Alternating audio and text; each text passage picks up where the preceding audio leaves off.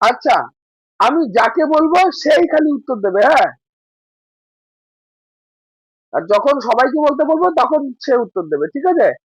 বা আমি উত্তরটা সবাইকে এক এক করে জিজ্ঞেস করব, এটাই বেটার হবে। আমি সবাইকে এক এক করে জিজ্ঞেস করব, ঠিক আছে? আচ্ছা, আমার কোশ্চেন হলো, মাতৃভাষা শিক্ষার প্রয়োজনীয়তা।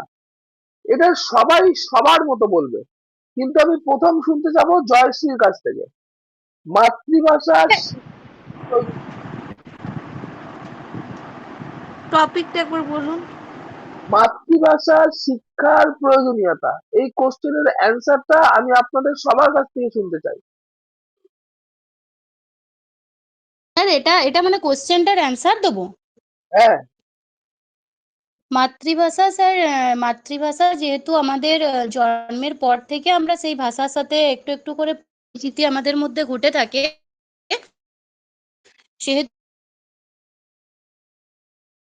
ভাষা শিক্ষার ক্ষেত্রে খুব সহজ।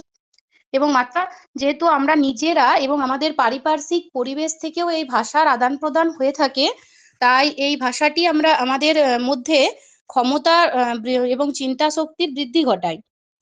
মাতৃভাষার মাধ্যমে শিক্ষা দান করলে শিশুরা খুব সহজে কথা বলতে শেখে, একে অপরের সাথে আদান প্রদান করতে শেখে এবং তাদের মনের ভাব খুব সহজেই ফুটিয়ে তুলতে পারে। আর স্যার রবীন্দ্রনাথ ঠাকুর স্যার মাতৃভাষার মাধ্যমে শিক্ষার কথা বলে গেছেন। তিনি বলেছেন মাতৃভাষা মাতৃদুগ্ধের সমান। তাই আমাদের অবশ্যই শিক্ষার ক্ষেত্রে মাতৃভাষার প্রয়োজনীয়তা আছে। আচ্ছা, এটা কোথায় বলে গেছে রবীন্দ্রনাথ ঠাকুর? এই যে শিক্ষায় মাতৃভাষা মাতৃদুগ্ধ, কোথায় স্যার, কোথায় তো আমার জানা নেই স্যার। কোন প্রবন্ধে? কোথায় স্যার? কোন প্রবন্ধে বলেছেন? এটা কোন মৌসুমে হাত তুলে আছে?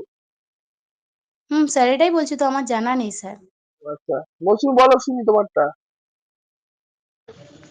হ্যাঁ স্যার, শিক্ষায় সাঙ্গীকরণ একটা প্রবন্ধে রবীন্দ্রনাথ ঠাকুর বলেছেন যে মাতৃভাষা হচ্ছে মাতৃদুগ্ধ সমান। যেমন বাহ। একটা বাচ্চা যেমন মাতৃদুগ্ধ ছাড়া বাঁচতে পারে না, তেমনি যদি মাতৃভাষার সাহায্যে যদি আমরা শিক্ষা প্রদান করি তাহলে তারা সেই ভাষাটাকে খুব সহজে আয়ত্ত করতে পারে। আয়ত্ত করার পাশাপাশি তারা মনের ভাব প্রকাশ করতে পারে এবং এই মাতৃভাষার মাধ্যমে পাঠ দান করলে তাহলে তাদের যুক্তিপূর্ণ মনোভাব সৃষ্টি হয় এবং তাদের মনে যে ভাবনা সেটাকে তারা সহজেই ব্যক্ত করতে পারে। এছাড়া তাদের মাতৃভাষার মাধ্যমে তাদের কল্পনা শক্তি, মাতৃভাষার মাধ্যমে তারা কল্পনা শক্তিটাও বৃদ্ধি পায়।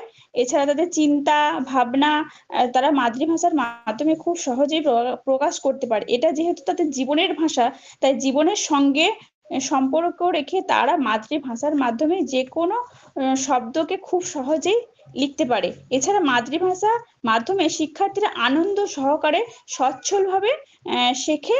এছাড়া মাতৃভাষার মাধ্যমে তাদের সৃজনশীলতাও ফুটে ওঠে এবং তাদের আত্মবিকাশের গতিকে বৃদ্ধি করে। বাহ।